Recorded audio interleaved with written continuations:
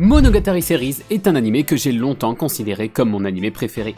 Unique en son genre, il a su se faire une place très particulière parmi les fans d'animé et après de nombreuses années d'absence, il revient enfin puisqu'une nouvelle série adaptant la OFF et Monster Saison va très bientôt sortir.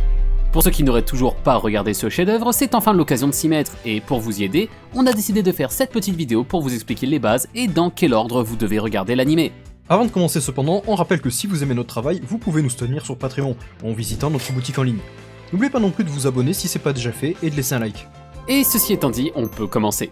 Tout d'abord, il faut savoir que Monogatari c'est à la base un light novel du génie Nishio Ishin. Et bien qu'il y ait eu aussi une adaptation manga tout à fait qualitative par la suite, c'est sur le light novel qu'on s'appuiera en général pour recommander l'ordre de visionnage voulu par l'auteur.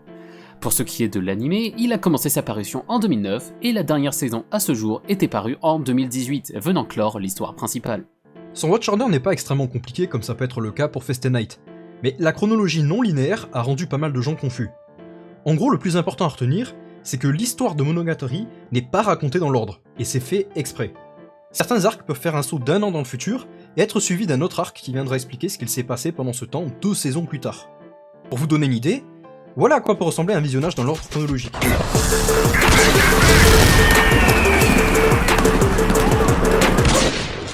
C'est stupidement compliqué, et en plus ça ferait perdre l'un des intérêts principaux de l'œuvre, qui a de toute façon été pensé pour être découvert dans un ordre non chronologique. Je vais donc vous présenter le vrai ordre de visionnage standard conseillé par à peu près tout le monde.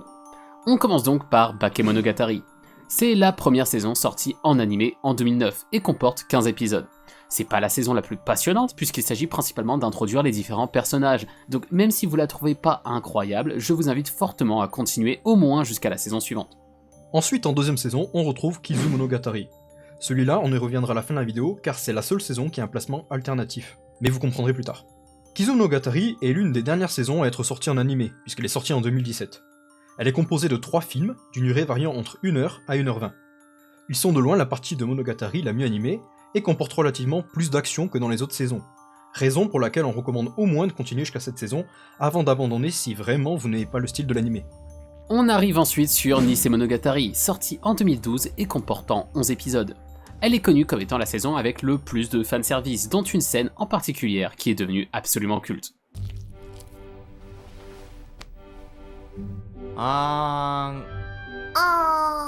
その身をもって偉大なるカンバル先生の恐怖を味わうがいい。カンバル先生のフェチ的アイデアで敗北するのだ。お前も本望だろう。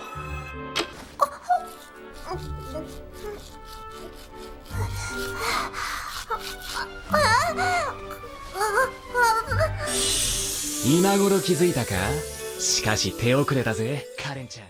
On continue avec Neko Monogatari Black, mini-saison de 4 épisodes, venant mettre fin à ce qu'on appelle la première saison de Monogatari. Ici on a affaire à un préquel, un peu comme Kizumonogatari. Tous les événements se passent avant Bakemonogatari, c'est-à-dire ici. Bien que les événements de cette saison se passent avant Bakemonogatari, nous déconseillons vraiment son visionnage dans l'ordre chronologique, car contrairement à Kizumonogatari qui a vraiment un placement alternatif reconnu par la communauté, ici le visionnage de Neko Monogatari Black ne serait que peu pertinent. Cette saison se concentre sur le personnage de Tsubasa Anekawa, une des héroïnes centrales de l'histoire, et afin de ne pas gâcher l'écriture de ce personnage, nous vous invitons à suivre l'ordre choisi par l'auteur, qui correspond de toute façon à l'ordre de sortie. La deuxième saison commence avec une partie qui porte très bien son nom, Monogatari Series Second Season. Celle-ci, sortie en 2013, comporte 5 arcs et fait 26 épisodes. Ce qu'on appelle deuxième saison ne s'arrête cependant pas avec elle et vient aussi inclure Hana Monogatari, sorti en 2014, qui est un mini-arc de 5 épisodes. Une fois ça fait, on entame la finale saison avec Tsuki Monogatari, lui aussi paru en 2014 et faisant 4 épisodes. Cette saison se concentre sur Yotsugi Ononoki, un personnage énigmatique que nous avons rencontré un peu plus tôt dans la série. Bien que cette saison ne fasse que 4 épisodes, Tsuki Monogatari aborde des thèmes profonds tels que l'identité et le passage à l'âge adulte, tout en nous offrant une narration riche et des dialogues percutants. Elle est suivie d'une saison plus épaisse avec Owari Monogatari, sortie en 2015 et comptant 13 épisodes. Cette partie se concentre sur de nouveaux mystères entourant Koyomi Araragi, alors qu'il rencontre des personnages intrigants et revisite des événements de son passé.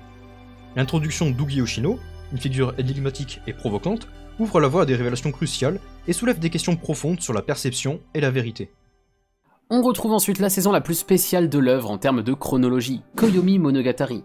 Celle-ci est composée de 12 demi-épisodes, c'est-à-dire que chacun fait environ 12 minutes. De plus, ces épisodes ne se suivent pas, mais viennent en réalité donner un complément d'informations sur les arcs qui se sont déroulés jusqu'à présent. C'est notamment à cause de lui qu'un visionnage dans l'ordre chronologique est particulièrement compliqué à réaliser. On continue avec Owari Monogatari partie 2, sorti en 2017 et qui fait 7 épisodes, souvent considéré avec Monogatari série seconde saison comme la meilleure partie de l'anime. Et pour finir, il nous reste Zoku Owari Monogatari, une courte saison de 6 épisodes sortie en 2018, venant conclure les animés sortis jusqu'à présent. Pour plus de clarté, vous pouvez utiliser l'image que je vais vous afficher maintenant qui résume l'ordre de visionnage. Le seul point à noter, c'est le placement de Kizumonogatari, sur lequel on va revenir maintenant. Kizumonogatari, c'est chronologiquement le tout début de l'œuvre, quand Araragi ne connaît encore aucun des autres personnages. Dans l'ordre normal et conseillé, il est placé en deuxième, juste après Bakemonogatari, ce qui est aussi sa place dans l'ordre des visual novels. Cependant, comme vous avez pu le voir, son animé est en réalité sorti en 2017, il a donc un placement alternatif juste ici, entre Owari partie 1 et Koyomi Monogatari, pour ceux qui voudraient suivre l'ordre de sortie des animés. Personnellement, je le recommande même parfois en premier pour ceux qui ne sont pas convaincus par Bakemonogatari et auraient besoin d'une saison mieux animée, avec un rythme plus élevé pour mieux accrocher à l'histoire. Et voilà, nous arrivons à la fin de cette vidéo sur l'ordre de visionnage de la série, et j'aimerais maintenant parler de l'intérêt concret de cette vidéo. Dans les faits, on peut voir et revoir plusieurs fois une œuvre, mais dans le cas de Monogatari, j'ai envie de vous dire que le rewatch c'est presque une obligation morale.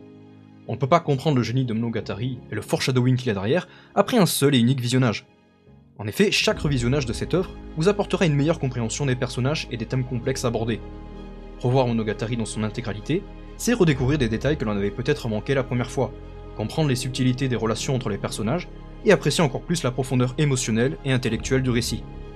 En somme, un rewatch ce n'est pas seulement une redécouverte de l'intrigue, mais une nécessité pour se rendre compte de l'ingéniosité que dégage ce titre. Et ce que je vous dis là, c'est pas un discours de circonstance de dernière minute pour finir la vidéo, mais c'est plutôt une conviction réelle que si vous ne regardez pas plusieurs fois ce titre, quelque part vous loupez quelque chose.